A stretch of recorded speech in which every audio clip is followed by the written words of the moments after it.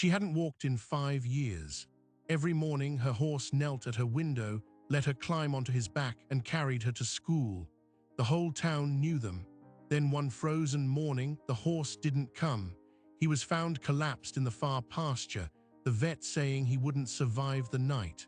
What that little girl did next left hardened veterinarians in tears.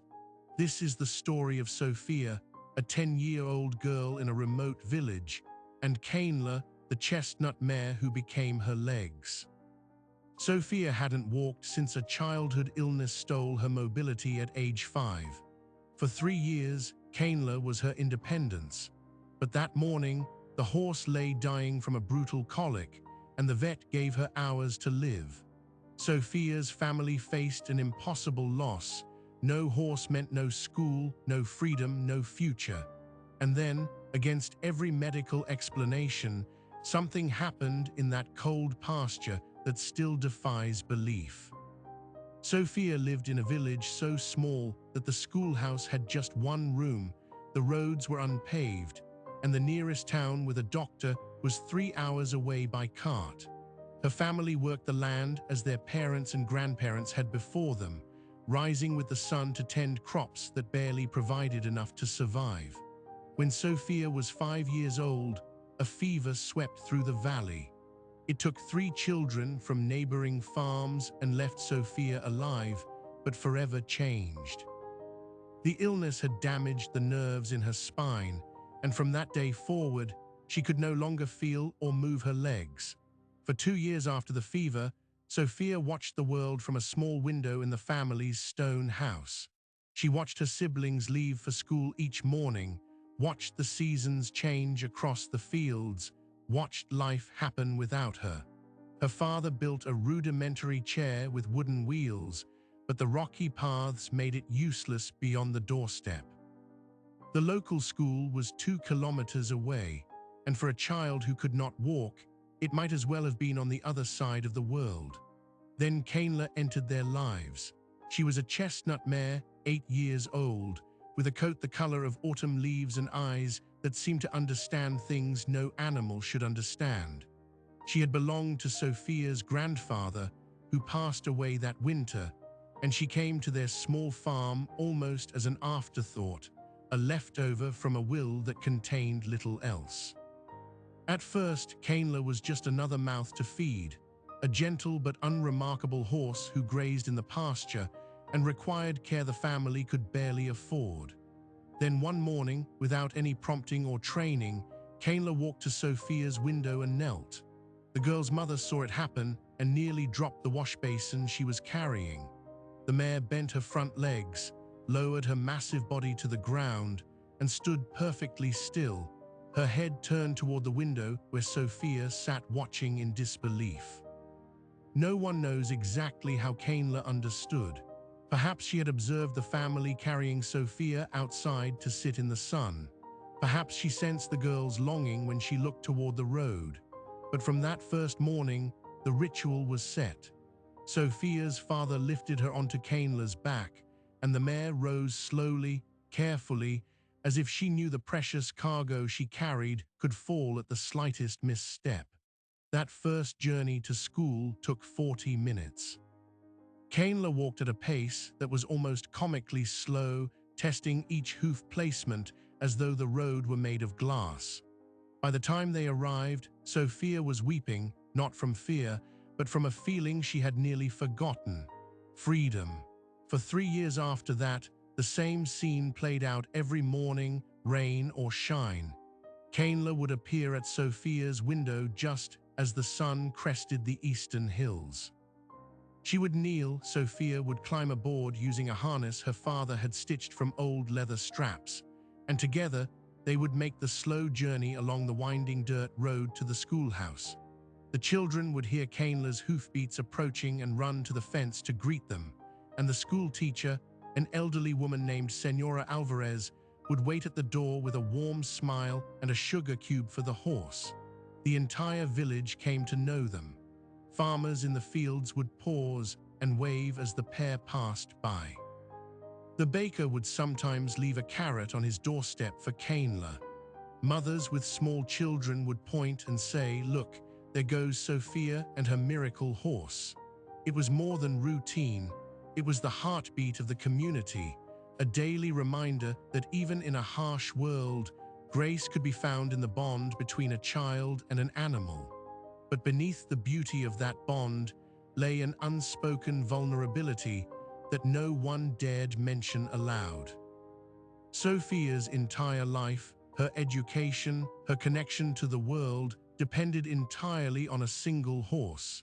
If anything happened to Kainla, the girl would be trapped again, sealed behind that window with nothing but memories of the outside. And the horse, for all her gentleness and apparent understanding, was still a horse. She was mortal. She could get sick. She could get injured. And on the morning of January 17th, in the deepest cold the valley had seen in 20 years, the unthinkable became reality. Sophia woke before dawn, dressed in her school clothes, and pulled herself to the window as she did every morning. But the space outside the glass was empty. No chestnut mare, no gentle nicker, just the frozen silence of a world holding its breath. Sophia pressed her palm against the cold pane and whispered a single word that carried the weight of all her fears. Kainla. Her father found the horse hours later, collapsed in the far pasture, her flanks heaving with pain, her eyes wild with suffering. He ran to the village to fetch the only veterinarian within 50 kilometers, an old man named Dr. Herrera, who had been treating farm animals for 40 years. The vet arrived in his rattling truck, knelt beside the suffering mare, and after a long examination, delivered words that shattered the family like a hammer through ice. It is severe colic. Her intestines have twisted. I can give her something for the pain, but at her age and in this condition, I do not believe she will survive the night. Sophia heard the verdict from her bed, where she lay curled beneath a mound of blankets, still in her school clothes. Her father and the veterinarian were speaking in low voices just outside the door, but the walls of the stone house were thin, and words like "twisted intestine" and "nothing more we can do" found their way through the cracks like winter drafts. She had already known something was terribly wrong. When Kainla didn't appear at the window, a cold dread had settled in her chest, a feeling she remembered from the morning after the fever took her legs, when she had tried to stand and her body simply refused.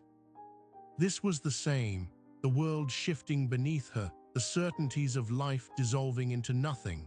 Her mother came to her room a few minutes later. Her eyes were red, and she was twisting the hem of her apron in her hands, a nervous habit Sophia had seen 1,000 times. She sat on the edge of the bed and took Sophia's hand, and for a long moment she said nothing at all. Then, in a voice that barely held together, she told her daughter the truth. Kainla was dying. The colic had twisted her gut, and the vet had given her medicine for the pain, but there was nothing else to be done. They could only wait and hope for a miracle, and miracles, her mother said gently, did not often come to villages like theirs. Sophia did not cry, not yet. Instead, she asked a question that her mother had not expected. "Take me to her." Her voice was steady, far steadier than a 10-year-old's should have been. Her mother shook her head, started to explain about the cold and the distance to the far pasture, and how there was nothing Sophia could do, but Sophia cut her off with a single sentence that silenced all objection. "She has waited for me every morning for 3 years. I will not let her die alone." The walk to the far pasture was the longest of Sophia's life, even though she did not take a single step.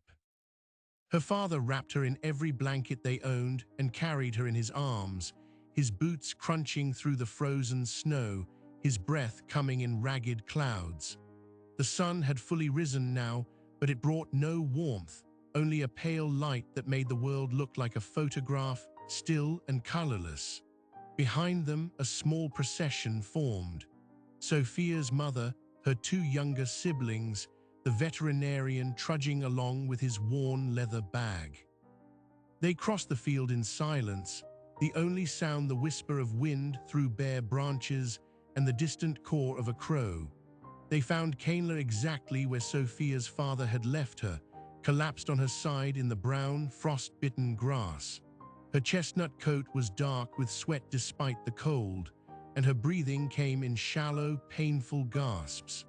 Her eyes, those gentle eyes that had always seemed to hold a secret understanding, were now clouded with suffering.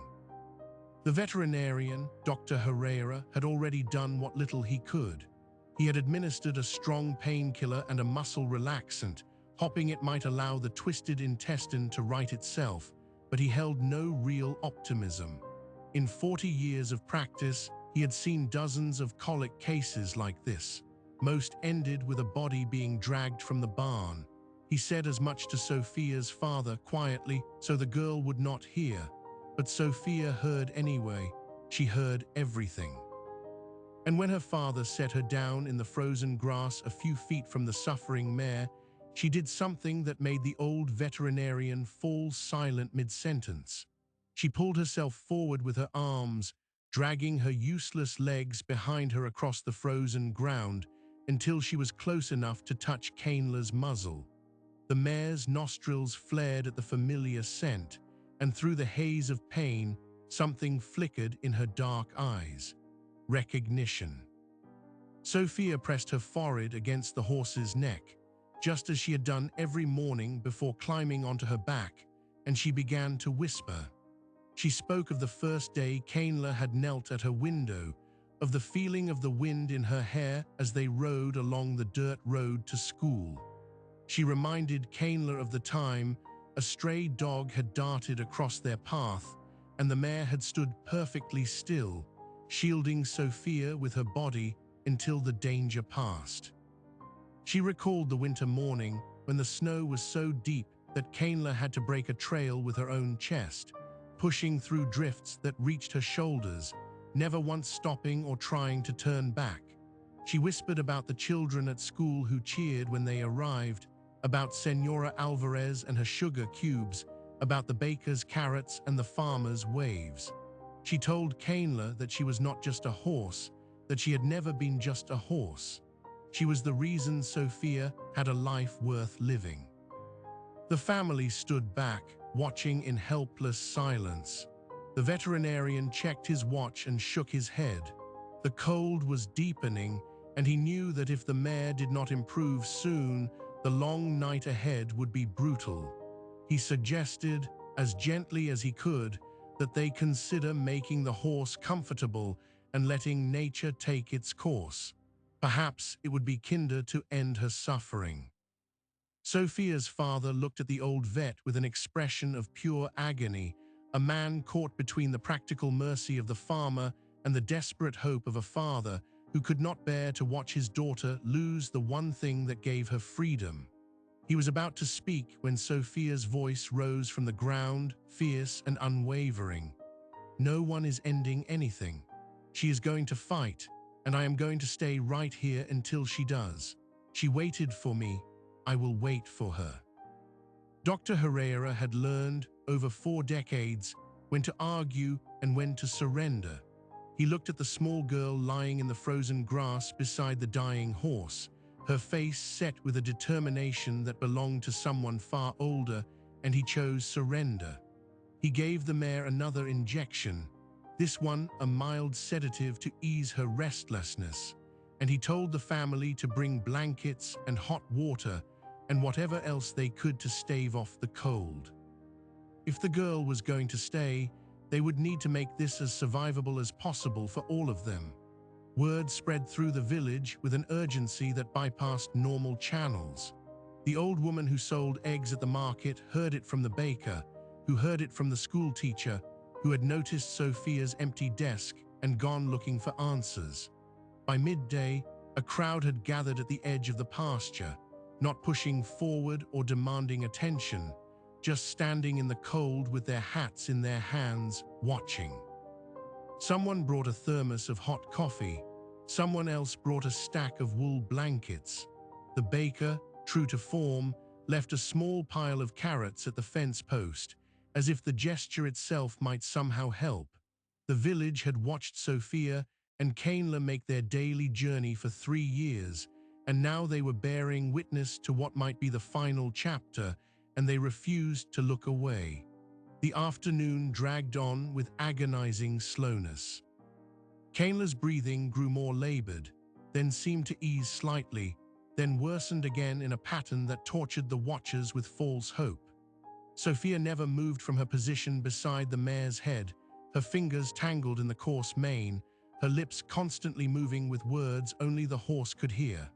Her mother knelt beside her and wrapped an additional blanket around her shoulders, and Sophia accepted it without acknowledgement, her entire being focused on the labored rise and fall of the horse's flank. Dr. Herrera checked the mare's vital signs every hour, and each time his expression grew grimmer. The pulse was weakening, the gums were paling, all indicators of a circulatory system beginning to shut down. He pulled Sophia's father aside and spoke in the blunt terms of a man who had delivered too much bad news to soften his words any longer. If the twist did not resolve itself within the next few hours, the intestinal tissue would begin to die. Once that happened, there would be no recovery. The mare would go septic, and death would follow within a day at most, accompanied by tremendous suffering. He did not say what he was implying directly, but Sophia's father understood. The window for a miracle was closing. As the sun began its descent and the temperature dropped further, the crowd at the fence thinned. People had their own families to tend, their own animals to feed, their own fires to stoke against the coming night. But a core group remained.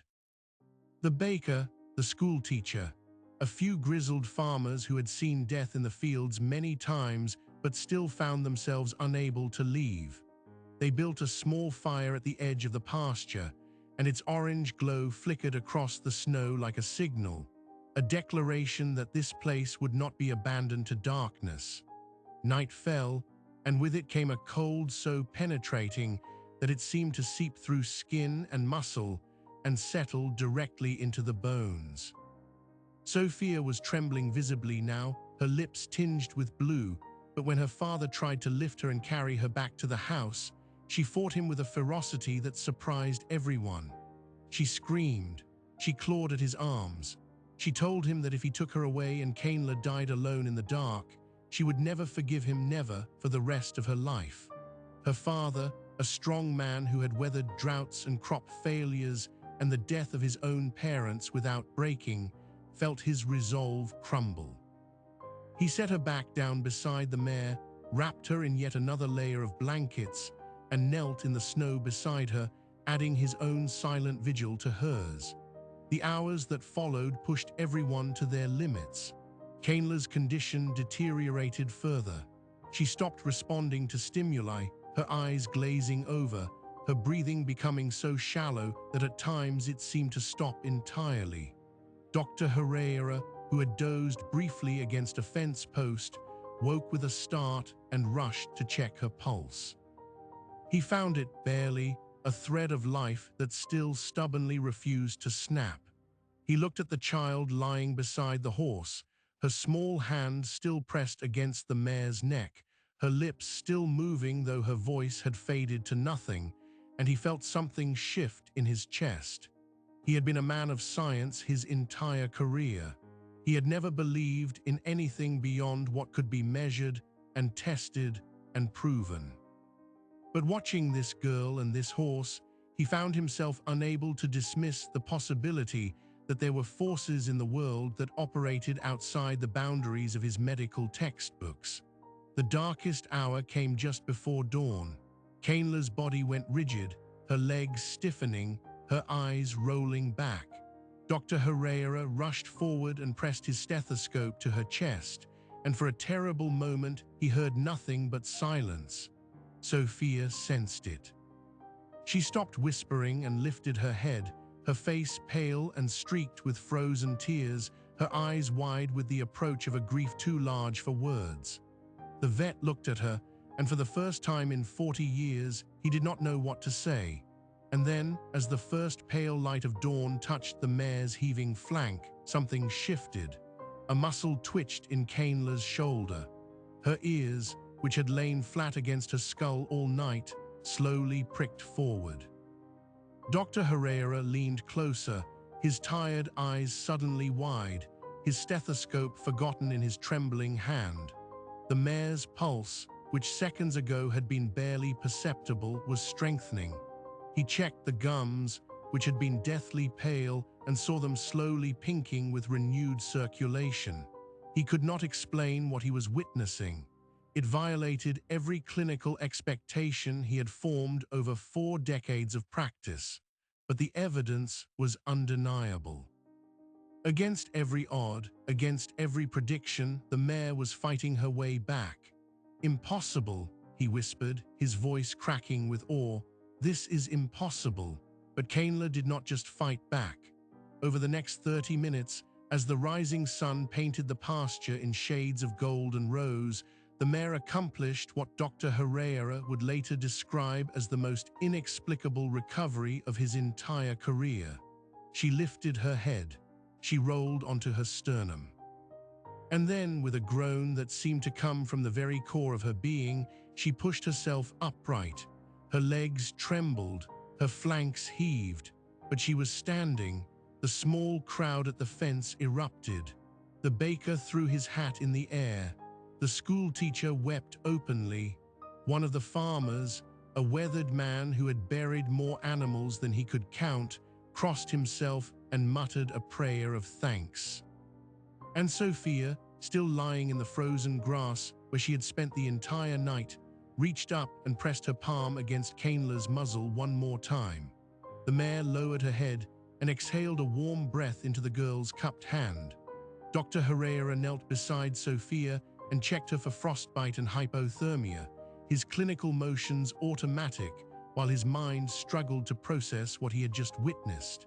He had seen spontaneous recovery from colic before. It was rare, but not unheard of. What he had never seen was a horse with a twisted intestine, a mare whose vitals had flatlined, an animal he had essentially pronounced dead, rise and walk, as though she had merely been napping. He asked Sophia what she had whispered to the horse throughout the night. The girl looked up at him with tired eyes and said simply, "I told her I still needed her, and she decided to stay." The veterinarian wrote about the case in his personal journal that night, not in the dry clinical language of his profession, but in the wondering tone of a man who had glimpsed something beyond his understanding. He wrote about the bond he had observed between child and horse, a connection so profound that it seemed to operate outside the laws of biology. He wrote about the responsibility of the medical community to acknowledge what it could not explain. And then, because he was a man of science above all else, he did something that would change everything. He contacted a colleague at the veterinary school in the capital and asked if anyone there was studying the physiological effects of human-animal emotional attachment. As it happened, someone was. Professor Elena Castillo, a neurobiologist who had spent 15 years researching the human-animal bond, received Dr. Herrera's letter 3 weeks later. At first, she assumed it was an exaggeration. A horse recovering from a near-fatal colic after a child lay beside her all night. It sounded like folklore, the kind of heartwarming legend that rural communities pass down through generations. But Dr. Herrera had included his clinical notes, his vital sign measurements, his timeline of the deterioration and subsequent recovery, and Professor Castillo recognized the documentation of a meticulous and honest practitioner. She packed her equipment and drove 8 hours to the village. What she found there astonished her even more than the medical records. Kainla was not merely recovered, she was thriving. Her coat had regained its luster, her eyes were clear, and she moved with the easy confidence of a horse in perfect health. But it was the interaction between mare and child that captured the professor's attention. She placed heart rate monitors on both Sophia and Kayla and observed their daily routine. She discovered something that made the hairs on the back of her neck stand up. When Sophia approached, Kayla's heart rate would slow to match the girl's resting rhythm, a phenomenon known as cardiac synchrony that had been observed in bonded pairs of humans and dogs, but never documented between a human and a horse. And when Kayla knelt at the window each morning, Sophia's brainwave patterns, measured by a portable EEG, showed a surge of activity in the areas associated with emotional regulation and motor planning. The girl's brain was literally preparing to move, even though her legs could not respond. The horse was not just carrying her body. She was keeping alive the neural pathways of mobility. Professor Castillo published her findings in an international journal 18 months later. The paper, titled Cardiac and Neural Synchrony in Long-Term Human-Equine Attachment Bonds, included Sophia and Kayla as the primary case study, though their names were anonymized. The reaction from the scientific community was a mixture of fascination and skepticism. Some researchers hailed it as groundbreaking evidence of interspecies emotional transfer. Others dismissed it as anecdotal and called for larger controlled studies. But one thing was undeniable. The village that had pooled its money to build Sophia a proper cart with padded seats and a harness system that Kayla could pull in comfort was now on the map, and journalists from across the country began making the long drive to see the miracle horse and the girl who had refused to let her die. The attention brought resources. A non-profit organization that specialized in adaptive mobility for disabled children reached out and offered to fund a complete rehabilitation program for Sophia, including physical therapy that might, with time and effort, restore some function to her legs. A wheelchair manufacturer donated a custom chair that could navigate the village's rough roads. And a filmmaker spent 6 months documenting the daily lives of Sophia and Kayla, producing a short film that was shown at international festivals and left audiences in tears. The girl who had once watched the world from a window was now being invited to speak at conferences, to tell her story to rooms full of doctors and researchers and donors who wanted to understand the power of the bond she shared with a chestnut mare. But the biggest consequence was not the fame or the funding. It was the shift in how the medical establishment viewed the role of animals in healing. Within 5 years, Professor Castillo had secured grants to establish the first equine-assisted therapy research center in the country, built on the very pasture where Kayla had nearly died. The center offered free therapeutic riding to children with mobility disabilities, using a herd of horses trained to kneel and carry riders who could not walk. Kayla, now in her late teens but still strong, became the lead therapy horse, the one they used for the most frightened children, the ones who had given up hope. She seemed to sense their despair and respond with a patience that bordered on the miraculous. And Sophia, now a teenager herself, became a junior counselor at the center, wheeling her chair alongside the horses and telling the new arrivals the same thing she had whispered to Kayla on that frozen night. "You are not alone. You will never be alone." The original villagers who had watched the daily journey to school now watched something even more remarkable. The girl they had once pitied had become a force that was changing lives far beyond their valley. They had pooled their pesos to buy a cart, not realizing they were investing in a future that would rewrite the understanding of what animals could do for humans. And they remembered, with a pride that never dimmed, that it all began with a horse who knelt at a window and a child who refused to give up. That memory, and the cart that still sat in the village square as a monument, was proof that the miracle was not just in the recovery, but in everything that grew from it. As Sophia would later say, at an international symposium with Kane's photograph projected behind her, she didn't just carry me to school, she carried me into my life. And that life was just beginning. In the decade that followed, the research center built on that pasture transformed the lives of over 2,000 children. They came from remote villages and crowded cities, from families who had been told their sons and daughters would never know independence. They arrived in wheelchairs and on crutches, their faces tight with the same resignation Sophia had once worn. And then they met the horses. The herd had grown to 12, each one selected not merely for temperament, but for that ineffable quality Kane possessed, the ability to sense what a child needed before the child knew it themselves. Professor Castillo documented everything. She published 23 papers, secured permanent government funding, and established a training program that certified therapists in the methodology she had first observed between a rural girl and a chestnut mare. Her research demonstrated something the villagers had known instinctively for years. The bond was not symbolic, it was neurological.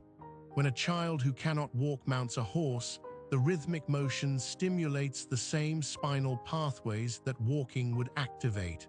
The brain remembers, the nerves reawaken. It was not magic, it was science that happened to look like magic. Sophia, now in her 20s, became the center's director of outreach.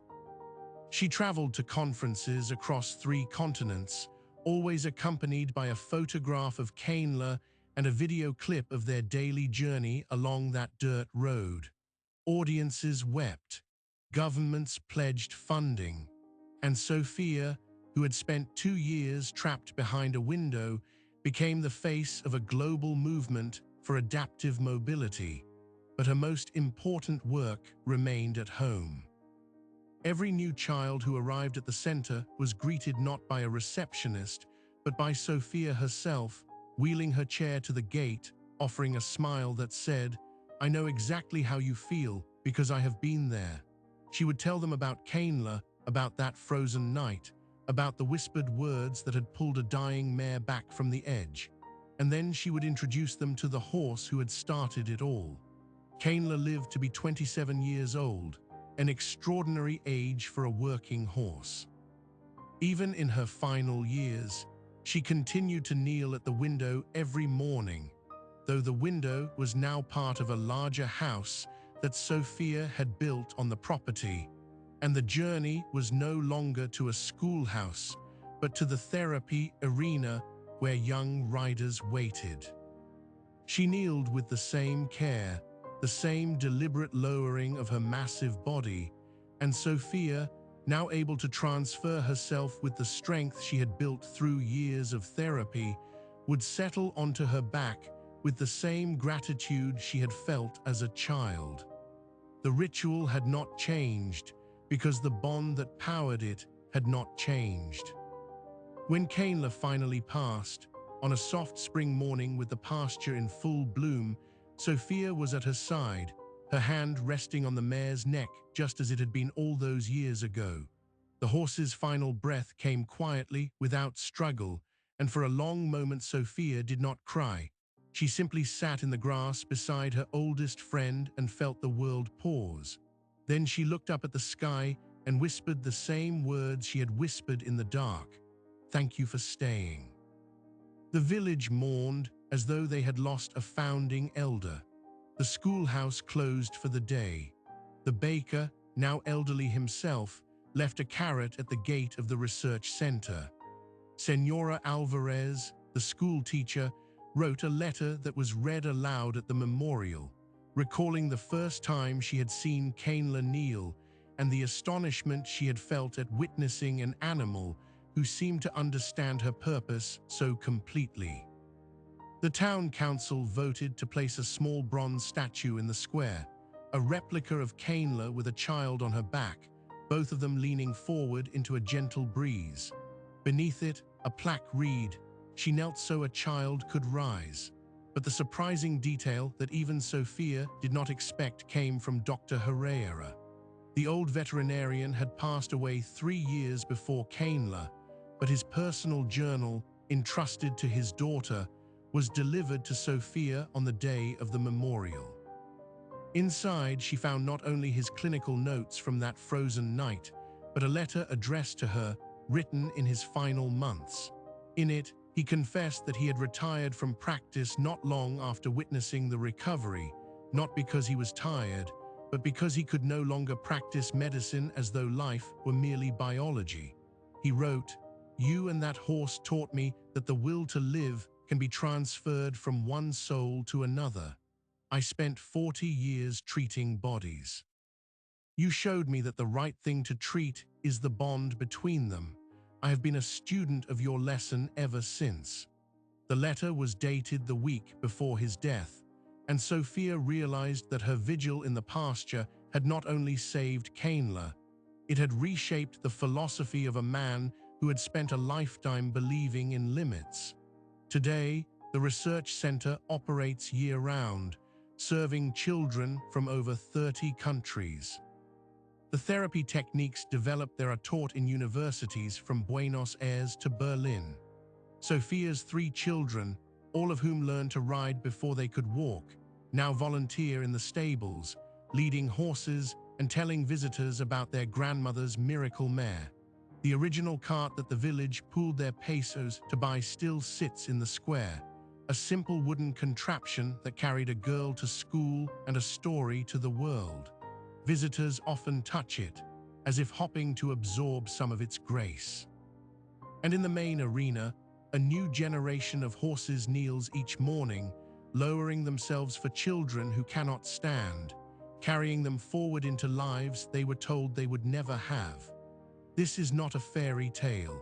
This is the record of what happens when a community refuses to abandon hope, when a scientist has the humility to learn from a child, and when a horse, with no reason beyond the bond she shared with a 10-year-old girl, decides to live. Sophia told her story to a room of policymakers last month, her own wheelchair now motorized and sleek, her voice carrying the same quiet steel it held on that frozen night. After the speech, a young mother approached her, pushing a chair much like the one Sophia had used as a child. Her daughter, maybe 7 years old, had the same look Sophia once had, the hollow gaze of someone already learning to expect less from the world. Sophia leaned down, took the girl's hand and said, "Let me tell you about a horse named Kainla." And just like that, the story began again. The question that lingers is not whether Kainla understood that Sophia needed her. The science is clear on that. The question is what we do with that understanding. Across every village, every city, every quiet pasture where an animal waits for a child who cannot walk, there is a miracle waiting to be noticed. Not a miracle of magic, but of attention. Of showing up, of kneeling so someone else can rise. Dr. Herrera wrote in his final journal entry that the greatest error of his career was treating animals as bodies rather than as partners. Sophia, who had no medical degree but a lifetime of knowing otherwise, would likely put it more simply. Love is not a cure, but it is a reason. And sometimes, that is enough to tip the balance between giving up and holding on. If you have ever been carried, whether by a horse or a parent or a friend who knelt when you could not stand, you already know the truth of this story. And if you have not, perhaps that is why you are still watching. These bonds are not rare. They are everywhere. They just need someone willing to whisper through the cold night until the morning comes. So if this story moved you, let us know in the comments where you are watching from. Subscribe to the channel for more documentaries that remind us what we are capable of. And the next time you see an animal and a child together, look a little longer. You might just be witnessing the beginning of a miracle.